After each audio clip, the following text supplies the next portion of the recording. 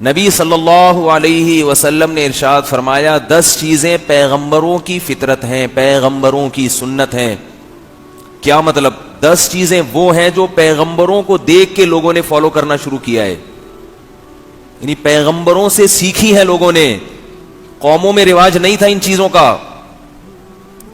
ان میں ایک فرمایا کہ ناخن کاٹنا. پہلے لوگ ناخن نہیں کاٹا کرتے تھے، بڑے جا رہے ہیں. ناخن کاٹنا کس نے سکھایا ہے؟ بولو نا بھائی، پیغمبروں نے. نمبر 2 فرمایا حلق العانہ، زیر ناف بالوں کو صاف کرنا. یہ کس نے سکھایا ہے؟ پیغمبروں نے. یہ کلچر کا حصہ نہیں تھا کہ ہمارے ابا دادا کرتے آئے ہیں تو ہم بھی کریں گے. تو ابا دادا کو بھی سارا سلسلہ پیچھے پیغمبر سے جا کے ملتا ہے. تیسری چیز آپ صلی اللہ علیہ وسلم نے ارشاد فرمایا کہ مونچھیں کم کرنا، رکھنا بھی جائز ہے لیکن یہ اعتدال سے. یہ نہیں کہ آپ مونچھیں بڑھا کے اور اس سے ٹریکٹر کھینچ رہے ہیں، ہوتا ہے نا، مقابلہ ہوتا ہے، یہ غلط ہے. چوتھی چیز آپ صلی اللہ علیہ وسلم فرمائی نتف الابط، بغل کے بالوں کو نوچنا. دیکھو کیا عجیب، کہتے ہیں نا کہ علوم نبوت وہی دلیل نبوت ہے. یعنی پیغمبروں کی جو تعلیمات ہیں نا، وہ تعلیمات پیغمبروں کے برحق ہونے کی دلیل ہیں. عجیب بات ہے کہ بغل کے بال کو نوچنا اور زیر ناف بال کو اس طرح سے صاف کرنا، بلیڈ سے صاف کرنا، یہ سنت ہے، یہ پیغمبروں کی سنت ہے. سوال پیدا ہوتا ہے کہ جب بال ختم ہی کرنا مقصد ہے تو یہ بلیڈ کا فرق اور نوچنے کا فرق، اس کی کیا ضرورت ہے بھائی؟ دونوں بالوں کو بلیڈ سے صاف کر لو یا دونوں کو نوچ کے صاف کر لو. اگر آپ کہتے ہو بغل کے بال نوچنے میں بہت شدید تکلیف ہے، بغل کے بال نوچنے میں بہت شدید تکلیف ہے، یہ اعتراض، یعنی اگر آپ کہتے ہو کہ زیر ناف بال کو نوچنے میں بہت شدید تکلیف ہے تو تکلیف تو بغل کے بال کو نوچنے میں بھی ہے. یا تو دونوں کو بلیڈ سے صاف کرنے کا حکم ہونا چاہیے تھا یا دونوں کو نوچنے کا. فرق ہے، آپ میڈیکل سائنس فرق بتاتی ہے. مرد کے لیے زیر ناف بالوں کو بلیڈ سے صاف کرنا یہ اس کی صحت کے لیے مفید ہے، اور بغل کے بال اگر آپ بلیڈ سے صاف کریں گے تو اور زیادہ گھنے بال پیدا ہو جاتے ہیں، اس سے فائدے کے بجائے نقصان ہوتا ہے. اس لیے پیغمبر کی سنت کیا ہے؟ ان کو نوچا جائے. اب آپ حیران ہوں گے یار یہ تو بڑا مشکل کام ہے. مشکل اس لیے ہے کہ بچپن سے نوچنے کی عادت نہیں ڈالی والدین نے، ان کو سکھایا ہی نہیں. کیونکہ والدین آج کل دین نہ خود سیکھتے ہیں نہ اپنے بچوں کو سکھاتے ہیں. یہ بھی غنیمت ہے صفائی کی عادت ڈال دی. اب آپ کو میں چھوٹا سا ٹوٹکا بتاتا ہوں کہ بغل کے بال نوچنے سے فائدے کیا ہیں اور اس کا طریقہ کیا ہے. عجیب سا موضوع ہے لیکن کیا کریں، جب ایک چیز ہے وہ تو ہے نا، صفائی سے اس کا تعلق ہے. فائدے یہ ہے کہ اگر آپ بغل کے بالوں کو نوچتے ہیں تو نمبر 1 وہ جلدی دوبارہ اگتے نہیں ہیں، پیدا نہیں ہوتے دوبارہ جلدی. تو اچھی بات نہیں ہے کہ صفائی رہے. پہلی بات تو یہ کہ اگر بال رکھتے ہیں تو اس کے کیا نقصانات ہیں. آپ جتنی مرضی صفائی کر لیں، روزانہ شیمپو سے دھو لیں اس کو، اس میں جراثیم بہرحال پیدا ہوں گے کیونکہ پسینہ فوراً اکٹھا ہو جاتا ہے وہاں پہ. تو حکم دیا کہ ان بالوں کو صاف رکھو. نوچنے سے کیا فائدہ ہوگا کہ بال دوبارہ جلدی پیدا نہیں ہوتے، ایک فائدہ. دوسرا فائدہ، جو بال پیدا ہوتے ہیں وہ گھنے نہیں ہوتے. سمجھ رہے ہو کہ نہیں سمجھ رہے؟ تیسرا فائدہ، جو بال پیدا ہوتے ہیں وہ کمزور ہوتے ہیں، طاقتور نہیں ہوتے. چوتھا فائدہ، ایک وقت آتا ہے کہ بال اگنا ہی ختم ہو جاتے ہیں. کوئی فائدہ نہیں ہے بھائی، کوئی فائدہ نہیں بھائی سمجھانے کا. تو یہ کتنے فائدے ہو گئے؟ 4 فائدے. اس کو الٹ کر لیں تو بلیڈ سے بال صاف کرنا بالکل اس کے اپوزٹ. نمبر 1، بلیڈ سے بال صاف کریں گے تو دوبارہ جلدی اگیں گے، ایک بات. نمبر 2، اگنے کی سپیڈ بہت تیز ہوگی. نمبر 3، جڑیں پہلے سے بھی زیادہ مضبوط ہوں گی. تبھی جس کے سر کے بال گر رہے ہوں تو ٹینٹ کا مشورہ دیا جاتا ہے نا، بلیڈ سر پہ جتنی دفعہ پھیرو گے اتنے اچھے بال اگیں گے. حسن تیرا اس طرح سالم رہا، سر مڈانے پر بھی تو ظالم رہا. اے بھائی سر مڈا کے تو اور تیرے بال اچھے نکل آئے. کہتے ہیں نا حسن تیرا اس طرح سالم رہا, سر مڈانے پر بھی تو ظالم رہا. تو بال تیزی سے بڑھتے ہیں. چوتھا, بال اور مضبوط ہوتے ہیں. پانچواں, کے بال ختم نہیں ہوتے, بڑھاپے تک بھی نکلتے ہی رہتے ہیں, بڑھتے ہی رہتے ہیں. اب ایک چھوٹی سی بات کر کے میں آگے چلتا ہوں. جو بال نوچنے کا حکم ہے تو لوگ کہتے ہیں تو بہت سخت تکلیف ہوتی ہے. وہ تکلیف اس لیے ہوتی ہے کہ بلیڈ سے بال صاف کر کر کے جڑیں اتنی مضبوط ہو گئی ہیں کہ اب ان کو اکھاڑنا ایسے ہے جیسے درخت جڑوں سے اکھاڑا جا رہا ہے. اب اس کا طریقہ یہ ہے کہ جو ویکس آتی ہے نا, ویکس ایک لوشن ٹائپ کی چیز ہے, وہ گرم کر کے کسی کپڑے پہ رکھ کے لگائیں اور زور سے کھینچ لیں. اگر شادی شدہ ہیں تو بیگم سے کہیں وہ کھینچ لے گی. ویسے وہ کھال اتارنے کے چکر میں لگی رہتی ہے تو اس کو موقع مل جائے گا. بولے بھائی جب کھال اتارنی تو تمیز سے اتارو. کیا خیال ہے بھائی؟ تو وہ ایک دم سے کیا ہوگا کہ وہ کھنچ جائیں گے. تو آہستہ آہستہ جب کئی دفعہ ایسے کریں گے تو جڑیں کمزور ہو جائیں گی, پھر ہاتھ سے کھینچنا آسان ہوگا. تو میں یہ عرض کر رہا تھا کہ نبی صلی اللہ علیہ وسلم نے فرمایا 10 چیزیں پیغمبروں کی فطرت ہیں. اس میں پتہ نہیں کتنے نمبر ہو گئے, 4 ہو گئے. 5ویں چیز آپ صلی اللہ علیہ وسلم نے فرمایا کہ غسل البراجم, جوڑوں کا دھونا. ممکن ہے حدیث میں کوئی پوائنٹ ایسا ہو جو آگے پیچھے ہو جائے, مجھے پوری ترتیب سے وہ الفاظ یاد نہیں ہیں. جوڑوں کا دھونا, جوڑ جو ہے نا جیسے گھٹنا ہے, کوہنی ہے, جب ہم نہاتے ہیں غسل کرتے ہیں تو ان کو اگر الگ سے رگڑائی نہ ہو تو یہ جگہیں زیادہ صاف نہیں ہوتی, ان کی الگ سے رگڑائی ضروری ہے. پہلے واش روم میں ایک پتھر رکھا ہوتا تھا گھسائی والا. ہم جب بچے تھے تو ہماری والدہ ہمیں غسل خانے میں لے جاتی تھی تھپڑ مار کے نہلانے کے لیے, چھوٹے بچے تھے تو وہ ایک وہ ہوتا تھا پتھر, اس سے رگڑائی ہوتی تھی. آج کل تیزاب سے دھونا پڑے گا. اب اتنے لوگوں کی یہ خراب ہو گئی ہیں, دھوتے ہی نہیں ہیں. اوپر سے بس اوپر کی صفائی ہے آج کل. جیسے کافر کی صفائی ہے نا, اوپر سے بہت چمکا ہوا ہوگا, اوپر سے بہت چمکا ہوا ہوگا, اندر گھسنے کی کوشش نہ کریں, بغلے بغلے نہ جھانکیں.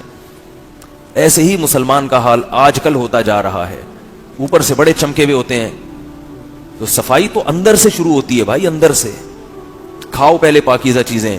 دانتوں کی صفائی ہے.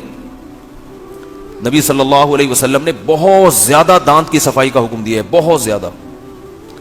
ہر وقت صاف دانت, ہر وقت صاف. جب بھی نبی کچھ کھایا کرتے تھے فوراً خلال کیا کرتے تھے کہ دانت میں کوئی چیز پھنسی نہ رہے. 24 گھنٹے آپ صلی اللہ علیہ وسلم کے دانت صاف رہتے تھے. یہ نہیں ہے کہ سوتے ہوئے اور اٹھتے ہوئے.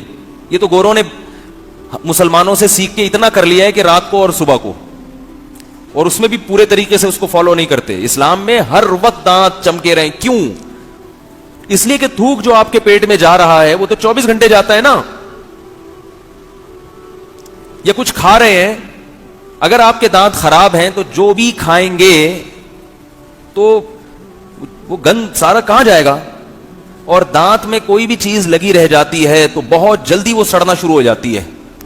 آپ کسی چیز کو باہر نکال کے رکھیں وہ سڑنے میں ٹائم لے گی, لیکن اگر آپ اس کو رکھ لیں منہ کے اندر, اس میں جو سڑنے کا عمل ہے, خراب ہونے کا عمل ہے, وہ جلدی شروع ہو جاتا ہے. سمجھ میں نہیں آ رہا. اب میں بعض دفعہ لوگوں کے چہروں کو دیکھتا ہوں, جب وہ مسکراتے ہیں تو پتہ چل جاتا ہے یہ آدمی کتنا صفائی پسند ہے. مسکراہٹ سے پتہ چل جاتا ہے بندے کی. آپ لوگ تو دانت دیکھتے نہیں نا, کبھی دیکھا کریں پبلک کے دانت.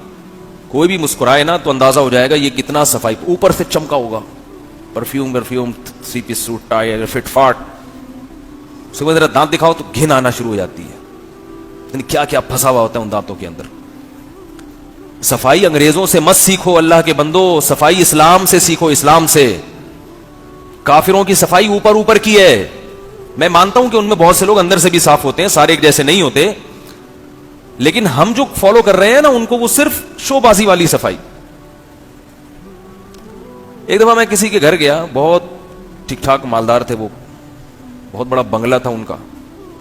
واش روم میں دھلائی کا انتظام نہیں تھا کیونکہ باہر سے آئے تھے.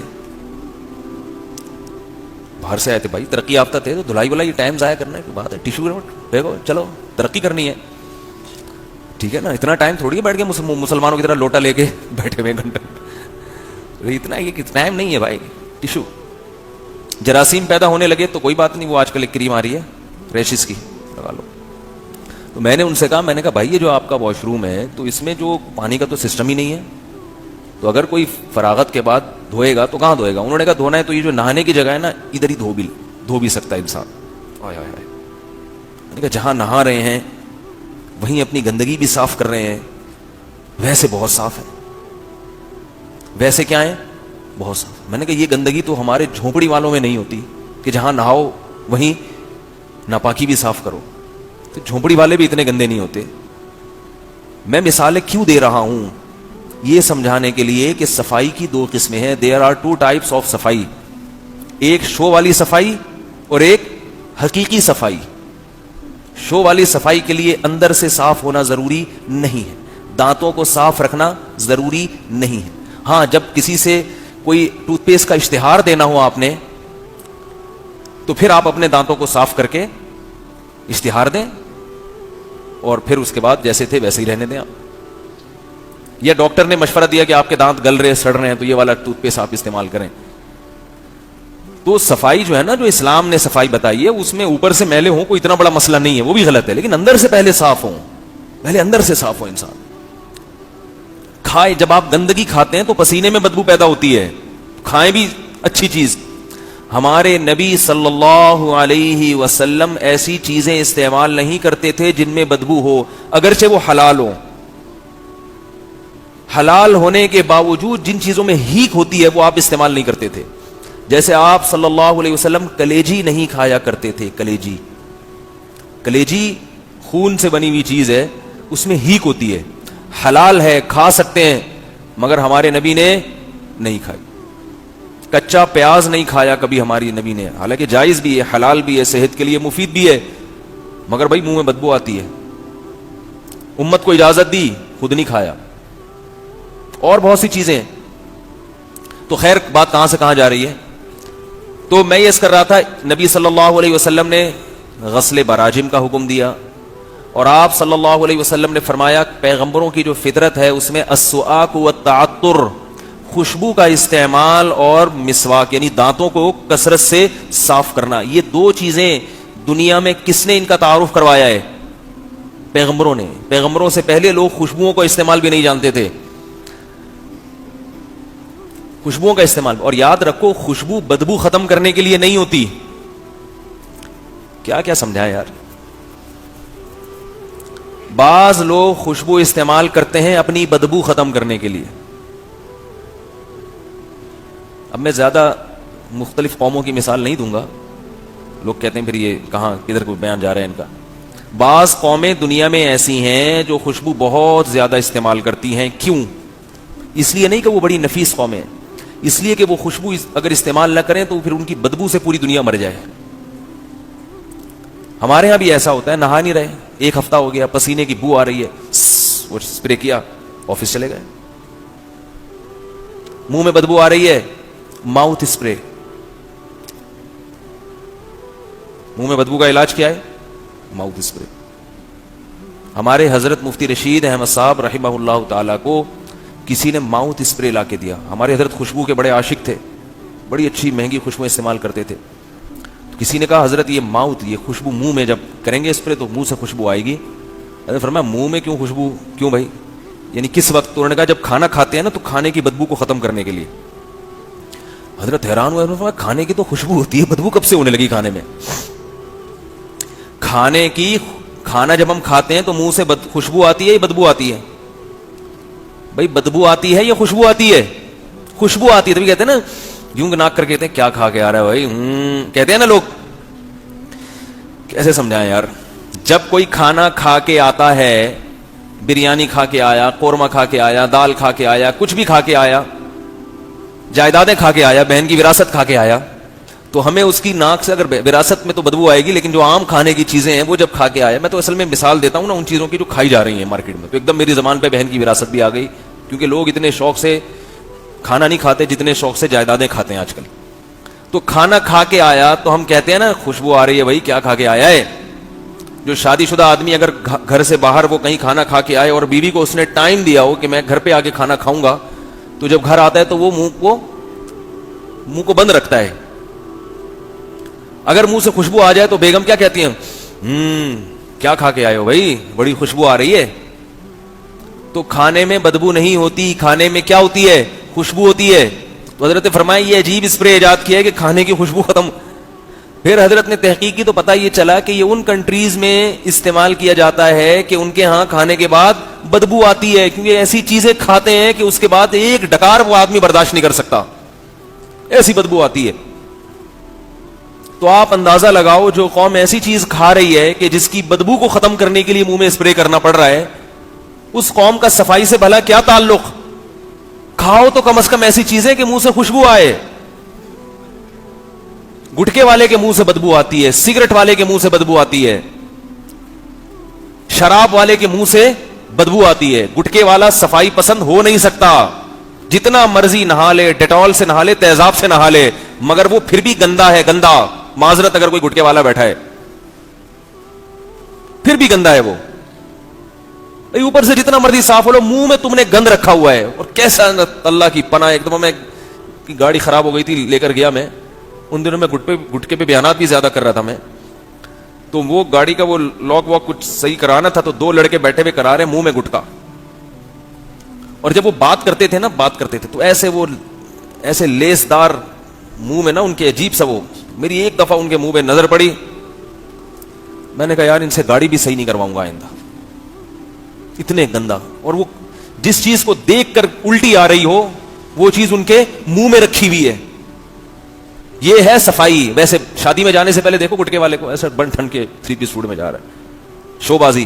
اگر تو صفائی پسند ہے تو منہ تو صاف کر پہلے بھائی, یہ گند تو کھانا چھوڑ دوں.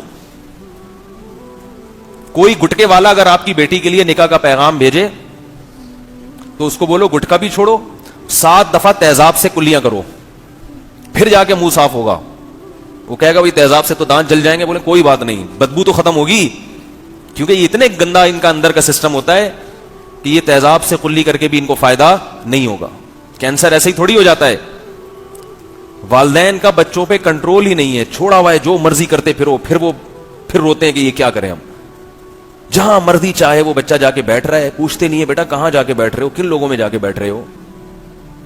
کمرے کا دروازہ بند کر کے موبائل پہ لگا ہوا ہے, فیس بک پہ لگا ہوا ہے, واٹس ایپ پہ لگا ہوا ہے, پوچھتے ہی نہیں ہے کہ کس سے باتیں کر رہے ہو, کس سے دوستی کر رہے ہو.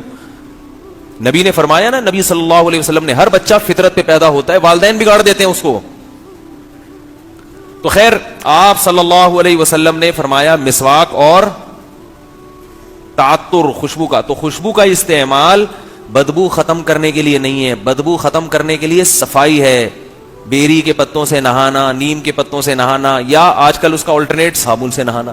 نبی کے دور میں صابن نہیں تھا تو بیری کے پتوں کو گرم کر کے اس سے نہایا جاتا. بیری کے پتوں کو گرم کر کے اگر آپ نہائیں گے بہت زبردست جسم کی صفائی ہوتی ہے, لیکن صابن سے ہی نہا لیں کافی. اب وہ چڑھے ہوئے ہوں گے پتہ چلے بیری کے درخت پہ, اتنی ٹینشن ایک دفعہ ہوئی تو ہمیشہ کے لیے ایک دفعہ تھوڑی نہاتا ہے آدمی, کیونکہ بعض لوگوں کو زیادہ مسالہ لگ جاتا ہے. تو وہ پھر کیا کرتے ہیں کہ وہ کہ سنت ہے چونکہ بیری کے پتوں سے نہانا, لہذا وہ بیر کے درخت پہ چڑھے ہوئے ہیں. تو کتنی دفعہ چڑھو گے بھائی, وہ تو پھر ہر ہفتے نہانا پڑے گا نا, اتنے پتے کہاں سے لاؤ گے, کانٹے بھی ہوتے ہیں اس میں, اور ٹینشن ہے. اور اگر نہا لو تو ٹھیک ہے. نیم کے پتوں سے نہانا تو بہت ہی مفید ہے صحت کے لیے. میں یہ نہیں, نیم کے پتوں سے نہانا سنت نہیں ہے, لیکن ویسے صحت کے لیے بہت مفید ہے.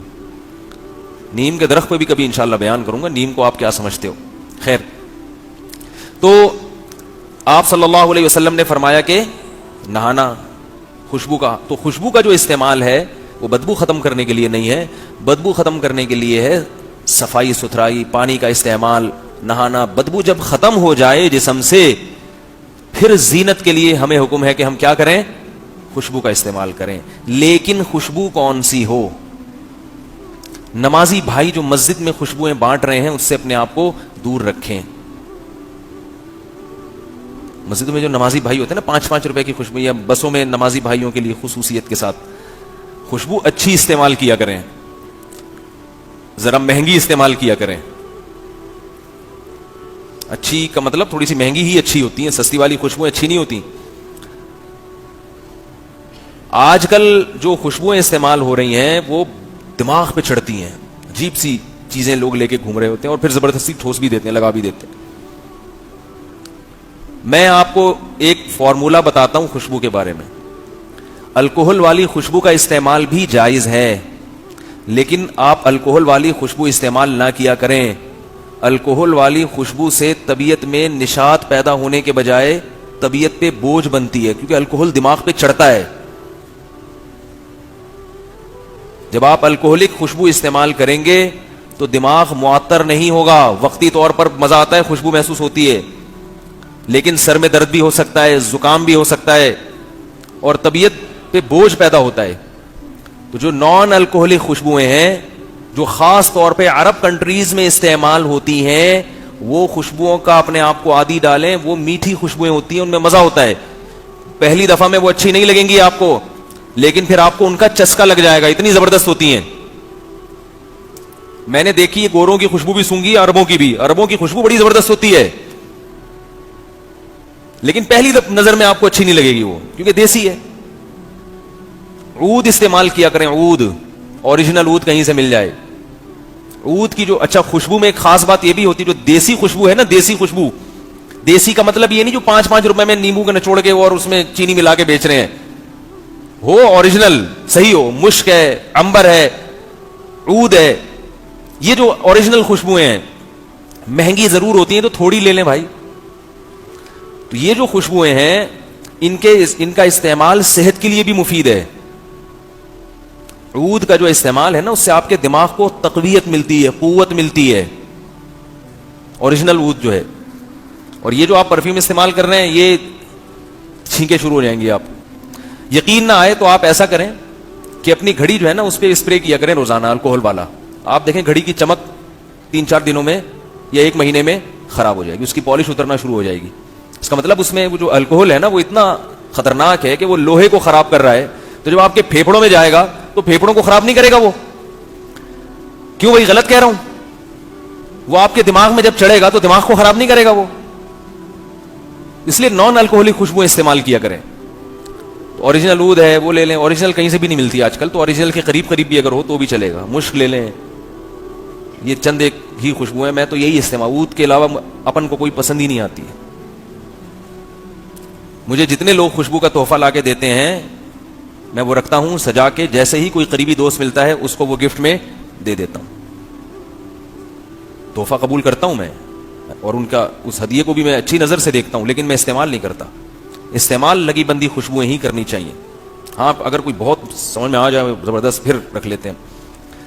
تو خیر بات کہاں سے کہاں چلی گئی. تو خوشبو بدبو ختم کرنے کے لیے نہیں ہے. بدبو ختم کرنے کے لیے آج کل کیا کہتے ہیں لڑکے, بدبو آ رہی ہے اسپرے مارو, چلو بھائی. بعض دفعہ کمرے کے اندر سے بو آ رہی ہوتی ہے, واش روم میں بدبو آ رہی ہے, تو بجائے واش روم دھونے کے کیا کرتے ہیں, اسپرے مارا. خواتین کیا کرتی ہیں, گھر میں بچے نے پیشاب کیا ہوا ہے, پوٹی کی ہوئی ہے, بدبو آ رہی ہے, کوئی مہمان آئے, ہائے بدبو آ رہی ہے, کیا کریں بھائی, بدبو آ رہی ہے تو پیمپروں کو پھینکو لے جا کے جگہ پہ, فرش کو دھو اور کارپیٹ سے پیشاب کو دور کرو. نہ نہ جیسی کوئی مہمان آئے, وہ جو روم اسپرے ہوتا ہے نا وہ مارا.